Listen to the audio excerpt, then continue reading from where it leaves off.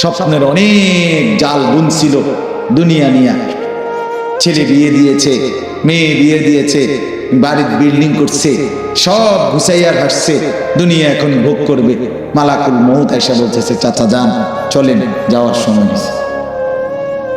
হ্যাঁ চাচা চলেন। আরে বলো কি, আমি মাত্র এতটা কষ্ট করলাম, আজকে 60 বছর দুনিয়া এখন ভোগ করব, এখন তুমি বলছো চলে যেতে। ফেরেশতা বলবে, হ্যাঁ আল্লাহ তাআলার ফয়সালা এটাই, 1 সেকেন্ড আর দেরি হবে। সব ঘুষাইছে, হয়তো দুনিয়া ভোগ করবে।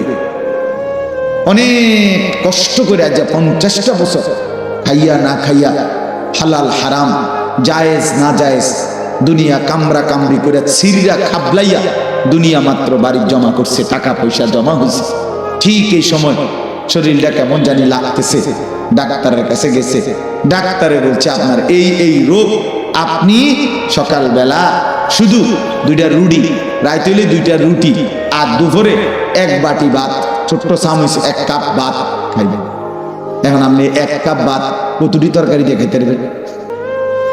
কেমনে ভোগ করবেন দুনিয়া? টাকা না আছে বুঝলাম, কিন্তু অসুস্থতা, রোগ আপনাকে থামাই দিল না। কথা বলেন না কেন? তো কি দাঁড়াইল? দুনিয়া তো ধোকাই হলো, দুনিয়া তো ধোকাই হলো। ভোগ করলাম কই আর আমার? আজকে ছেলেরা তোমাদেরকে অনেক স্বপ্ন দেখায়, ক্যারিয়ার বড়, অনেক কিছু হবে, অনেক কিছু হবে। যদি সেই পর্যন্ত পৌঁছতে পৌঁছতে তুমি কবরে চলে যাও।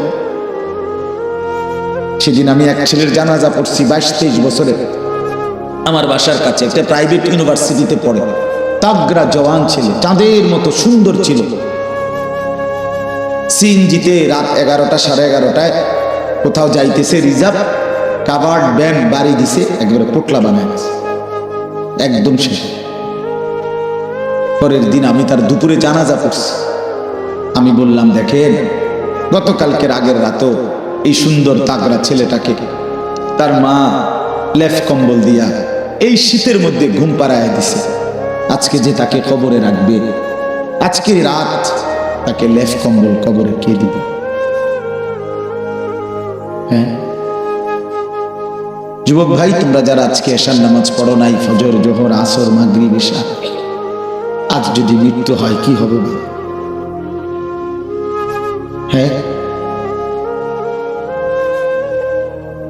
সারাদিনে যারা একবারও পেশাব করে পানি নাও নাই, শরীরটা নাফা, কি হালাত হবে দোস্ত? দিন নাই রাত নাই, যাদের জিন্দিগি শুধু মোবাইলে অশ্লীল ছবি, নারীর দৃশ্য, নাচ গান, জিনা ব্যভিচারের দৃশ্য দেখা। বন্ধু আমার, এই মুহূর্তে মৃত্যু হলে কি হবে?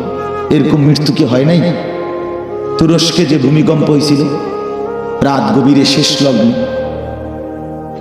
তো তখন সেই রাত্রে যারা এরকম অশ্লীলতার বেহায়াপনা অবস্থায় মরে গেছে, সারা রাত ছবি দেখতে দেখতে, নাচ গান করতে করতে মৃত্যুবরণ করছে, তাদের পরিণতি কি? এই জন্য বাপ আমার, বন্ধু আমার, ভাবতে শিখি, ভাবতেই হবে, ভাবতেই হবে।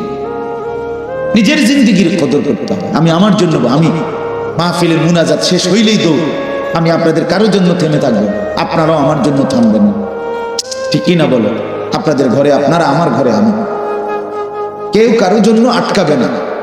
দুনিয়া আমি আপনার কাছে আটকাবো না, আপনি আমার কাছে আটকাবেন না। কেউ কারো কাছে ঠেকা না বাবা, কিন্তু আমরা প্রত্যেকেই আল্লাহ তাআলার কাছে ঠেকা।